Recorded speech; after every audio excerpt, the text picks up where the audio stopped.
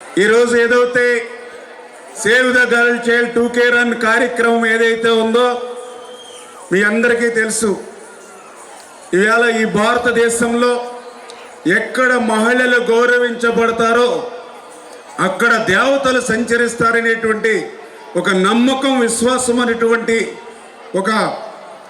మంచి సంస్కృతి సంప్రదాయం అనేటువంటి దేశం ఇవాళ మన భారతదేశం. అటువంటి దేశంలో మరి ఆడపిల్లల్ని రక్షించుకోవాలి, భ్రూణ హత్యలు నిరోధించాలి,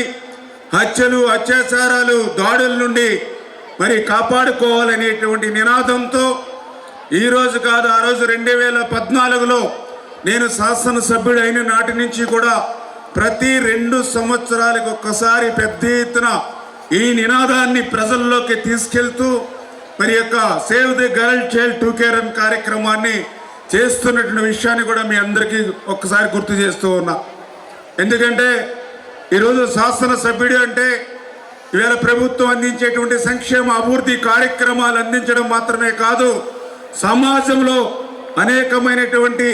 సామాజిక పరమైనటువంటి చైతన్య కార్యక్రమాలు కూడా చేయాలి అనేటువంటి లక్ష్యంలో భాగంగా ఆ రోజు గాలి స్వచ్ఛం, నీరు స్వచ్ఛం, ఊరు స్వచ్ఛం అంటూ 1,00,000 మొక్కలు ఏదైతే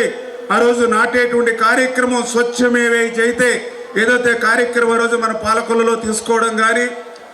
ఏదైతే డాక్టర్ బిఆర్ అంబేద్కర్, మన అల్లూరి సీతారామరాజు, నేటి అత్తేపల్లి సత్యనారాయణ మూర్తి ఇటువంటి మరి 125వ జయంతోత్సవాలను ఘనంగా మన పాలకులలో నిర్వహించుకోవడం కానీ, అదేవిధంగా ఒక సంక్రాంతి, ఒక రంజాన్, ఒక క్రిస్మస్, ఇట్లా అనేకమైనటువంటి సామాజిక కార్యక్రమాల్ని మరి పెద్ద ఎత్తున నిర్వహిస్తూ అందులో భాగంగానే ఈ సేవ్ ద గర్ల్ చైల్డ్ కార్యక్రమాన్ని కూడా మనం నిర్వహిస్తున్న విషయాన్ని కూడా ఈ సందర్భంగా తెలియజేసుకుంటూ, ఎందుకంటే మనందరికీ తెలుసు ఆడపిల్ల అంటే మన ఇంటికి అంతా కూడా అందం, మరి తల్లికి సాయం, తండ్రికి ఎంతో స్నేహం, అన్నదమ్ములకి ఎంతో ఆసరా. మరి అటువంటి ఆడపిల్లల్ని మనం కాపాడుకోవాలి, మన గృహలక్ష్మిని మనం కాపాడుకోవాలి, భారతావనిని మరి తీర్చిదిద్దాలనేటువంటి లక్ష్యంతో మరి యొక్క సేవ్ ది గర్ల్ చైల్డ్ కార్యక్రమాన్ని నెరవేరుస్తున్న విషయాన్ని కూడా ఈ సందర్భంగా తెలియజేసుకుంటూ ఉన్నా. ఎందుకంటే మనందరికీ తెలుసు ఆ రోజు 19వ శతాబ్దం తొలి నాళ్ళల్లో మరి ఎవరి ఇంటిలో అయినా సరే ఆడపిల్ల పుడితే మరి సాక్షాత్తు ఒక శ్రీ మహాలక్ష్మి పుట్టిందనేటువంటి వేడుకలు, ఆనందం ఆ రోజు ఉండేది. కానీ కాలక్రమేణా చూస్తే ఆ భావం అంతా కూడా కనుమరుగైపోతున్నటువంటి పరిస్థితి ఈరోజు చూస్తూ ఉంటే ఆడపిల్ల అంటే ఏదో ఆర్థిక భారంగా, గుండెల మీద కుంపటిగా మరి పెంచి పెద్ద చేసి అత్తారింటికి పంపించాలనేటువంటి ఆలోచనతో, భావంతో ఆడపిల్లంటే మరి ఏదో మన పిల్ల కాదు, పరాయి పిల్ల అనేటువంటి విధంగా ఏదైతే ఆ యొక్క సమాజంలో కొంత మేర మరి చిన్న చూపు ఏదైతే ఉందో మరి దాని నుంచి మరి ప్రజల్ని చైతన్యపరచాలనేటువంటి ఆలోచనతోటే మరి ఈ కార్యక్రమాలను తీసుకుంటున్నామనే విషయాన్ని కూడా మరి సందర్భంగా తెలియజేసుకుంటూ, మరి అందులో కూడా ప్రత్యేకించి ఏదైతే మరి యొక్క 1901లో చూస్తే మరి ప్రతి 1000 మందికి కూడా మరి 985 మంది మహిళలు ఉంటే, మరి అది 100 సంవత్సరాల తర్వాత చూస్తే మరి ప్రతి 1000 మందికి 978కి తగ్గి, మళ్ళీ మరి ఈ మధ్యకాలంలో చూస్తే అది 876కి మరి తగ్గుతూ ఉంది అని అంటే మరి ఏ రకంగా అయితే మనం ఆడపిల్లల్ని రక్షించుకోవాలి, ఏ రకంగా అయితే మరి ఆడపిల్లల్ని కాపాడుకోవాలనేటువంటి మరి ఉద్దేశం కూడా మనందరికి కూడా అర్థమవుతున్నటువంటి పరిస్థితి అని చెప్పి కూడా మరి ఈ సందర్భంగా తెలియజేసుకుంటూ, అందుకనే ఈవేళ నేననే కాదు ఈ ఆంధ్రప్రదేశ్ రాష్ట్రంలో మరి ఒక మార్పుకి శ్రీకారం చుట్టినటువంటి అన్న నందమూరి తారక రామారావు గారు. ఎందుకంటే ఆయన నా తెలుగింటి ఆడపడుచులు అంటూ ఎంతో ఆప్యాయంగా మాట్లాడేటువంటి వ్యక్తి, మహిళలకు ఎంతో గౌరవం ఇచ్చేటువంటి వ్యక్తి. ఎందుకు ఈ మాట చెప్తూ ఉన్నానంటే మీ అందరికీ తెలుసు, మగవాళ్లతో పాటుగా ఆడవాళ్లకు కూడా ఆస్తి హక్కు, సమాన ఆస్తి హక్కు ఇచ్చినటువంటి వ్యక్తి. ఎందుకంటే ఈ దేశానికి ఒక మహిళ ప్రధానిగా ఉన్నా కూడా ఆమెకు రానిటువంటి ఆలోచన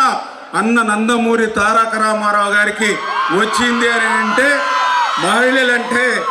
ఏ గౌరవం మరి ఏ రకంగా ఉందో అనేది అదే ఒక నిదర్శనం అనే విషయాన్ని కూడా మరి ఈ సందర్భంగా తెలియజేసుకుంటూ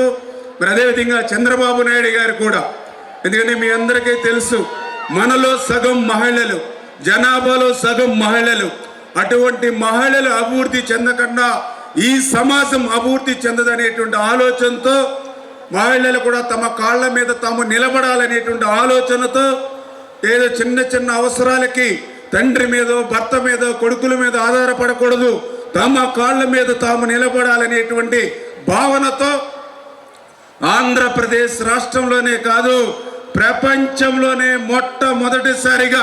డోక్రా సంఘాలను తీసుకొచ్చినటువంటి నాయకుడు నారా చంద్రబాబు నాయుడు గారు.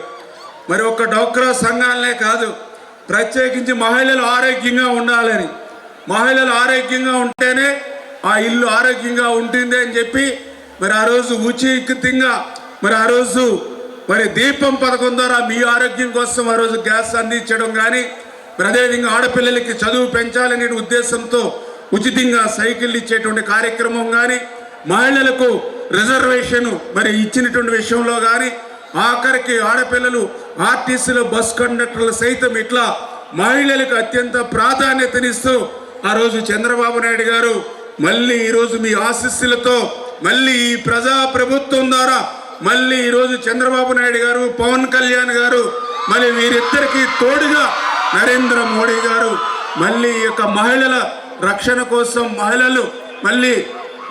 భారతావనిగా తీర్చిదిద్దాలనేటువంటి లక్ష్యంతో పనిచేస్తున్న విషయాన్ని కూడా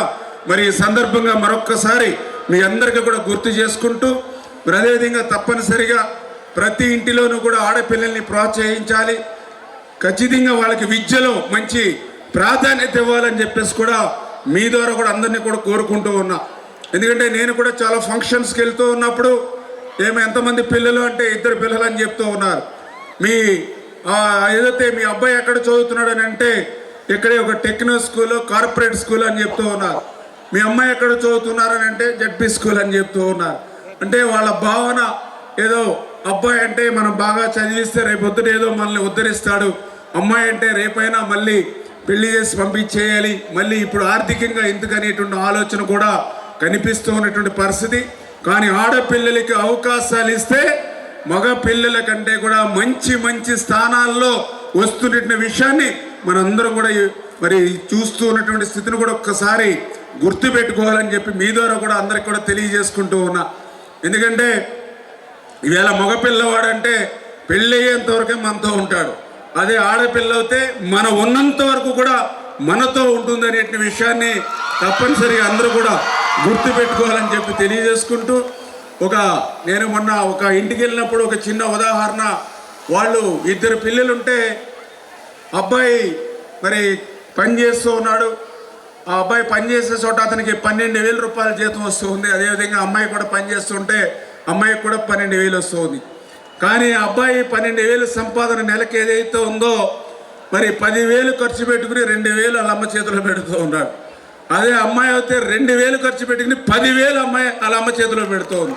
అంటే ఎంతకంటే మహిళలు వాళ్ళ క్రమశిక్షణ కానీ వాళ్ళ ముందు చూపు కానీ వాళ్ళ పరిస్థితి ఏంటనేది అదే మనకి ఒక ఉదాహరణ. ఇటువంటి ఉదాహరణలు చెప్పుకుంటూ పోతే సమాజంలో ఎన్నో ఉన్నటువంటి పరిస్థితి. అందుకే ఖచ్చితంగా ఆడపిల్లల్ని రక్షించుకోవాలి, భ్రూణ హత్యల్ని నిరోధించాలి, ఈ దాడులు హత్యలు అత్యాచారాల నుండి మరి యొక్క మహిళల్ని కాపాడాలనేటువంటి ఆలోచన నినాదాన్ని బలంగా మీరు కూడా భవిష్యత్తులో తీసుకెళ్లాలనే ఉద్దేశాన్ని కూడా మరొక్కసారి మీ ద్వారా అందరికీ కూడా తెలియజేసుకుంటూ, మరి ఈ యొక్క కార్యక్రమంలో తక్కువ సమయంలో నేను పిలిచినప్పటికీ కూడా మరి పెద్ద ఎత్తున ఈ కార్యక్రమంలో భాగస్వాములు అవడానికి వచ్చినటువంటి మరి ముఖ్య అతిథులకి ప్రతి ఒక్కరికి కూడా పేరు పేరున కూడా హృదయపూర్వకమైనటువంటి ధన్యవాదాలు మీ ద్వారా అందరికీ కూడా తెలియజేసుకుంటున్నాం. Thank you.